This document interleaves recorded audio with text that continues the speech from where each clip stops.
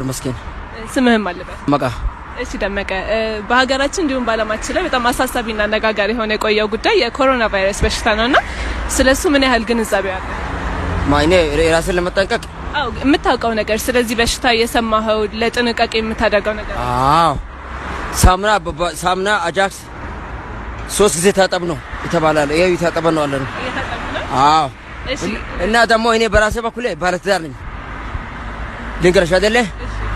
ሴቶች እንደበዛ እናውቃለን። አዲስ አበባ ሴቶች በዝተዋል። ግን አንድ ሰው ጋር ከአንድ ሰው ጋር ነው ተባለ ነው። ስለዚህ ሰዎች የተማሩት እንዳልተማረ ያበላሻሉ አሉ ሀብታሞች። ከዛ ውጪ ነው የሌለበትም። አሁን እስካሁን ድረስ እግዚአብሔር ይመስገን በቃ ንጹህ ነኝ። እሺ።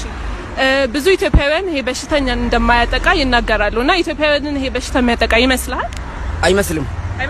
የራሱን መጠንቀቅ የራሱ ጉዳይ ነው አንድ ሰው እንጂ ኢትዮጵያውያንን አያጠቃም።